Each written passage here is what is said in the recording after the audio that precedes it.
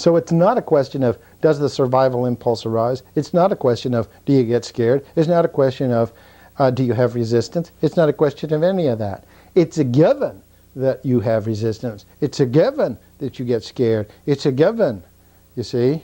All of these things should be taken as givens among any intelligent people, right? But how do you handle it? When they say nobody ever climbed Mount Everest without fear. When they say nobody who had a body ever lived a fearless existence. On the other hand, many people who had a body and who had the associated natural arising fears and resistances, many of them loved. And here you begin to understand.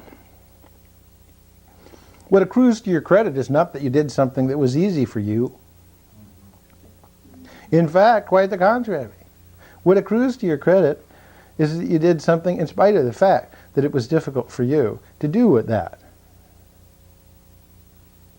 Right?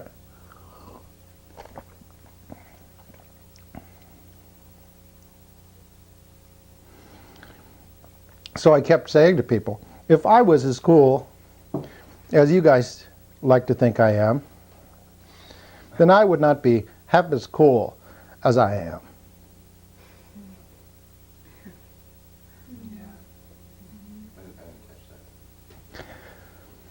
If I was as cool as you guys think I am, I would not be half as cool as you think I am. Because what people try to put on the enlightened ones is the fact that this is all easy for them. It comes so easy for you to love. It's just rolling off a log. This is just the thing you do. It's probably in your DNA someplace. You do this, right? It's easy for you. And I said, if that was true, I would not be half as cool as I am. Up on the pedestal, you got that guy who does the whole thing like rolling off a log. If he was that guy, then of course his sacrifice is less. Perhaps his sacrifice is nothing, because he's just doing what comes easy to him.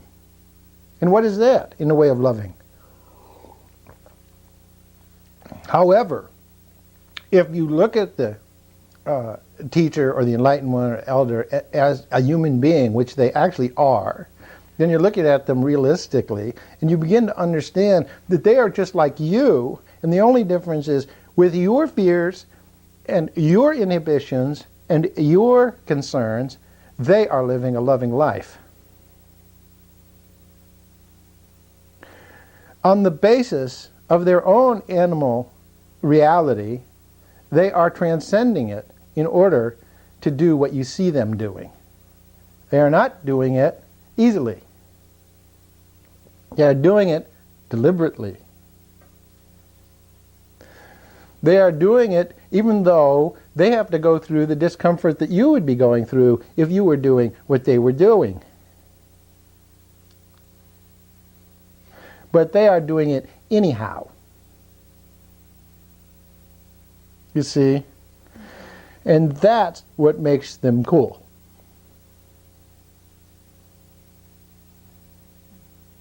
Do you see? Is that now clear?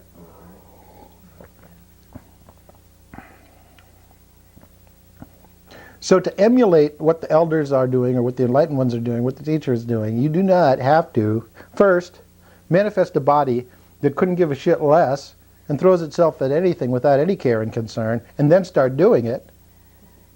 That's not the way it is to emulate them. If you were doing that, you would not be doing what they're doing. To emulate them, you start with the body like yours, which is the same as theirs, right? Concerns like yours, which is the same as theirs, right? And then just start doing what they're doing, same as them doing it. That's how you do it. And if you did that, then you too would be that cool. Okay? You see? Your coolness is a direct function of your total idiocy, to put it in another way. Right? The more survivalistically insane you are, the greater the opportunity you have to make a sacrifice. Right? Right? So when the people go, it's hard, hard, I say, that's good. Anything else? Yeah. It wasn't promised you a rose garden, never said it was going to be easy. But the fact that it's hard, this is your meal ticket. The fact that it's hard is what gives value to your effort.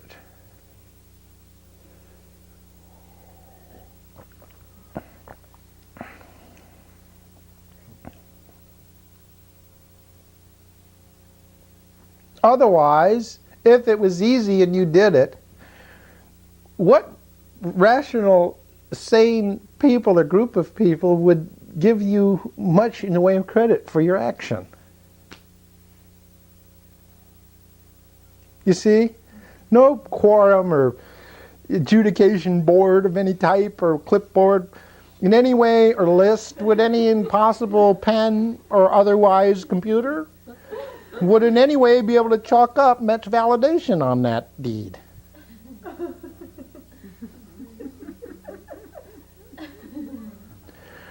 The guy rolled off a log.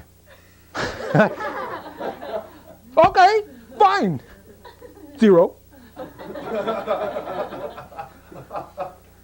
Anything else he did?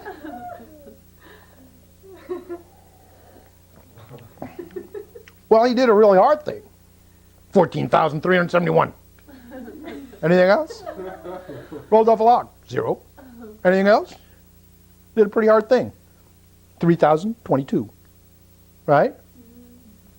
What else? How else would you do it? Honestly, you look at the, honestly, if they put you, how would you? Honestly, what else could you do? As a sane individual, you measure the sacrifice according.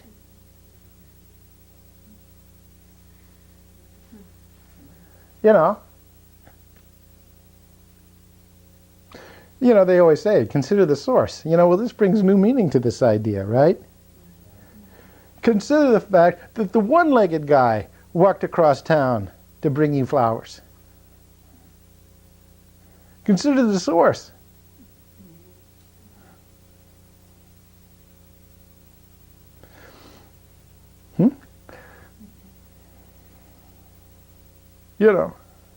How could he get the same small number as the guy with the messenger? Or the guy with a car? Or the triathlete in top shape? There's no possible way that any of those others could get the same big number for it. No way. So I say, the more crippled you are, the more fucked up you are, right? The more impossible everything gets to be for you, right? The more you have a chance to rack up so many points, it looks like the numbers are just going like this. It's just like, oh my God, there's a fucking paraplegic, antisocial, paranoid midget out there someplace driving the computers crazy, God. What are we going to do to pay this son of a bitch off if he hits all cherries? This is fucking fucked up. We don't have the money for this guy. Off him. Send him to Harris.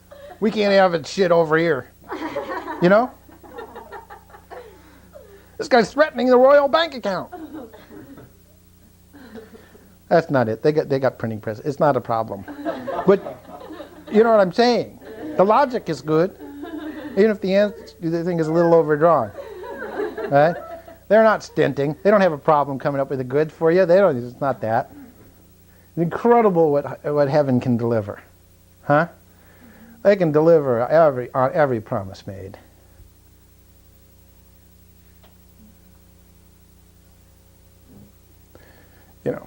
But if you're a blind, autistic, paraplegic, dyslexic, midget Indian, there's no question about the fact. You're dangerous.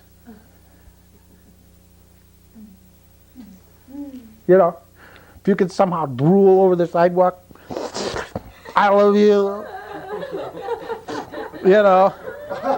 There's There's going to be a dry eye in the house, not here or in the hereafter. You know, what do you think? What do you think? Think about it. What are you going to do? Beat a guy. You know, look. Jesus.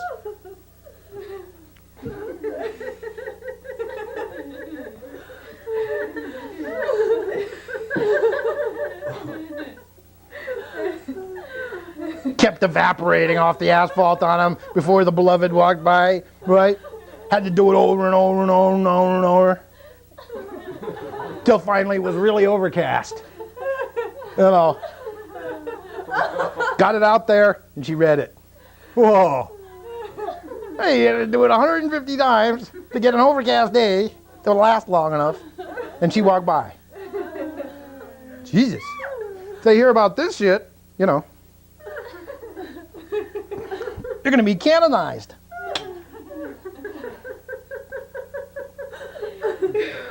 Got a dry eye in the whole world.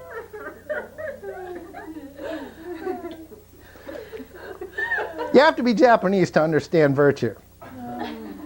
So they had a dog, see? This guy had a dog. Dog used to come down to the train station to pick the guy up, right? You guys know about this dog? This dog came to the train station to pick the guy up. Right up until the guy died of a heart attack. Okay? Then the dog came down to pick the guy up at the train. Okay? And every day, for years, the dog came down to the train station to pick the guy up. After his passed on to his heavenly ward. He never came. Okay? But the dog became one of those, what they have in Japan, uniquely, a living national treasure. Okay? Feldenkrais, the body worker, right? Certain sumo wrestlers, certain people in Japan get to be a national treasure themselves. They have a little badge for that. And if you see this guy coming, you owe him tremendous deference. This is a national treasure, this person. Okay? Well, they gave this to the dog. Okay? Your first time, a dog got to be a living national treasure. Huh? And so everybody in Japan recognizes that who this dog is. Salami baloney, that dog won the highest honors. Isn't that great? Only Japan really understands virtue in that depth, you see.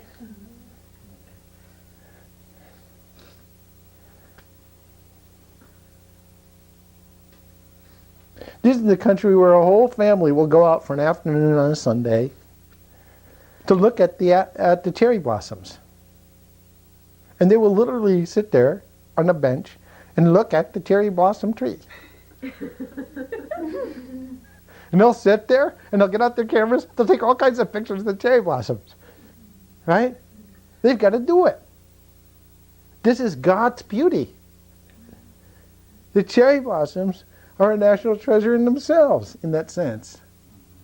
Right?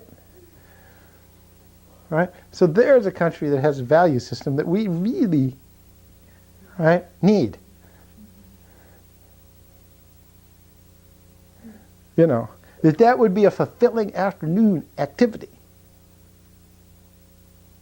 Or to see, or know, or touch, or be in the proximity of the dog that came to sit every day to wait for the master. Or to see a spiritual master who, with ordinary human inhibitions, okay, and with ordinary human fears, loved you and took risks for you, you see, is a national treasure. It's an example, okay? It's something unique. And one needs to recognize this, understand this. This is what it is. This is what we need to validate in them so that we can validate it in ourselves, understand it. And then follow. Do it.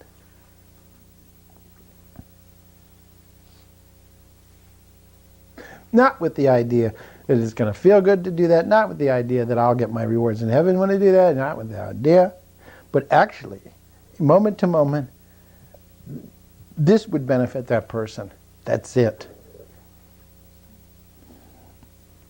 And if they make the announcement that you're going to get creamed for it, if you're clear that it'll benefit them, then you do it anyhow.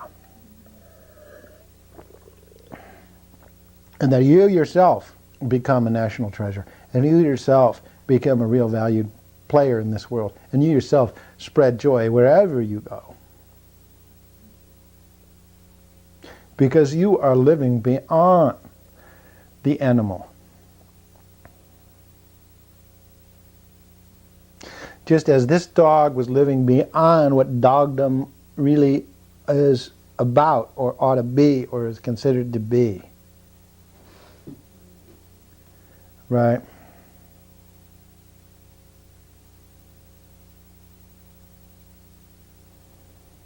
We can all transcend what we think we are to become what we are. We can all transcend what we believe we're limited to and do beyond what we feel we're capable of. And at the minute we cross over that line, the angels join in the chorus. The heavenly support comes, right? The international benediction arrives, right? In the form of peace, in the form of security, in the form of cosmic rightness, in the form of calm, in the form of the kind of relaxation that you get when you know you did the right thing, even though it cost you. You know. And you get whatever comes from that, and you don't care. And the next time it comes up, if you realized that they would take half of that away from you for doing the next good deed, then that would be fine.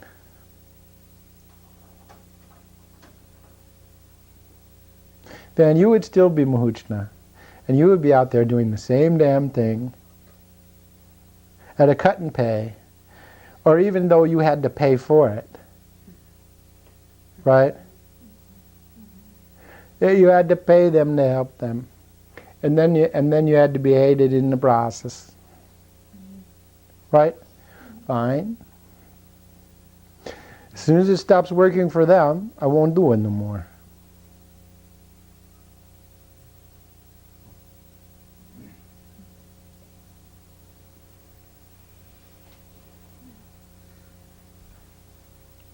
You see how that works? You see how simple that is?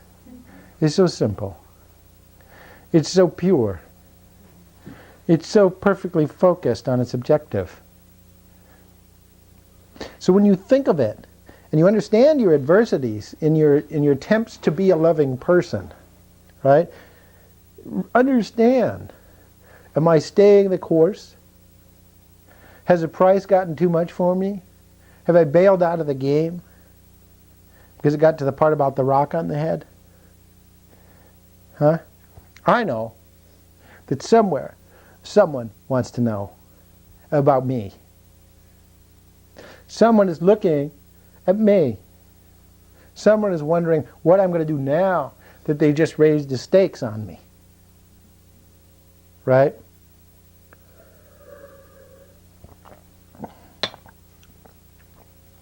Inquiring minds need to know, because inquiring minds are in charge of the universe, which depends upon you.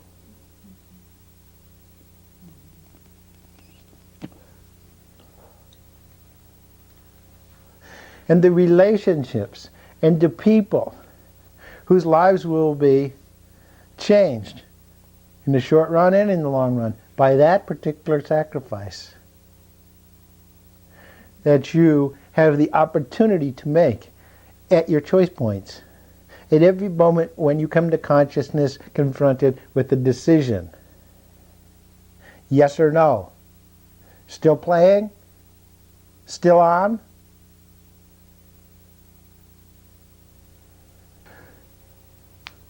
You got to feel this thing.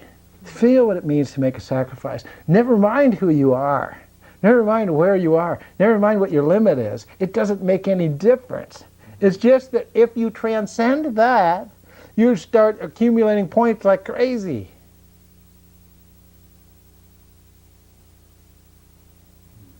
It doesn't matter, see?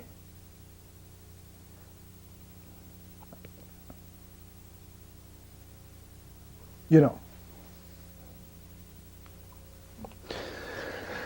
You know, when Sita was abducted by the great demon Ravana and taken across the ocean away from her beloved Rama, right? Then the giants that inhabited the Himalayas took Himalayan mountain peaks and started throwing them in the ocean, right? Mountain by mountain. Because they were going to build a footbridge, land bridge, right? For Rama to get across to go back and get the beloved Sita.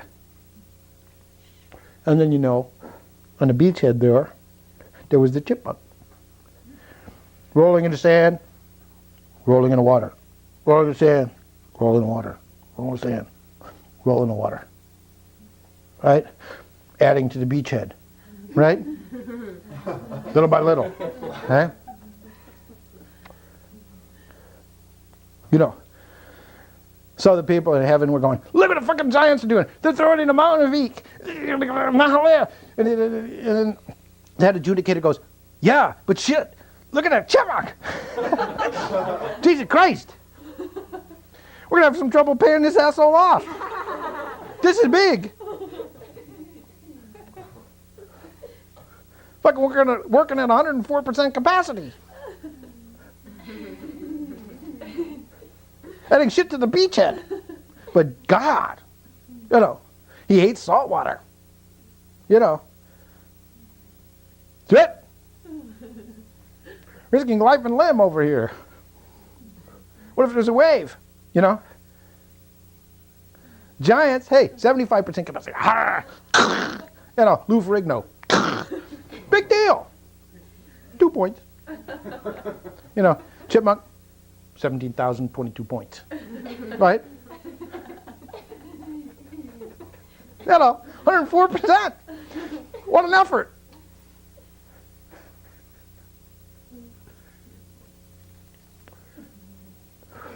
The greatest guy in all Olympic history, okay, was the time they set up this incredible diabolical course that everybody remembers as being the worst marathon course they ever set up because the stadium was on top of a big hill. Okay? And so what happened is you got to run 26 miles, and then you went up this long grade, okay? Climb. At the very end, okay? So this one guy comes through. Did you see this movie? Documentary, okay, of this Olympic event. This one guy comes through, okay?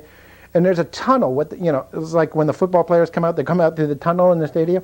The guy comes through the tunnel into the stadium, okay? And he's so tired that he gets disoriented. So he starts running in random directions. All he has to do is go one lap around the official track in the stadium, complete the 26, right? But he can't do it because he doesn't know where he is, okay? So he starts running randomly, okay? And if you touch him, he's out. You can't assist a runner in a race, okay, or he's disqualified. So nobody could do anything but just watch him run back and forth without knowing where he was. And so, what happened, he ran around a bunch, and then he fell down. Okay? And then he got up, and he ran around a little more, and then he fell down. A little more and fell down.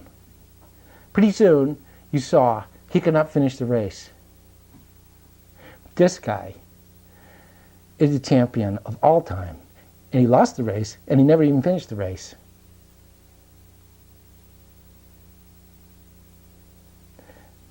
But he ran till he couldn't run anymore. Nobody else did that.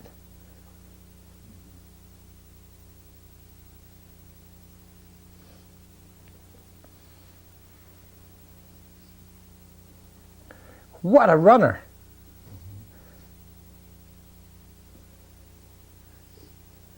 This guy is a national treasure.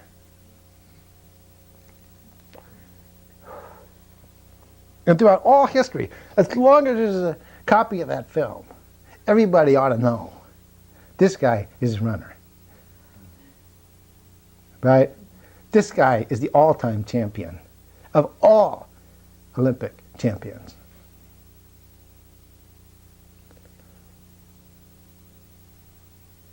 because he's the only one who ran to the end. His end. His.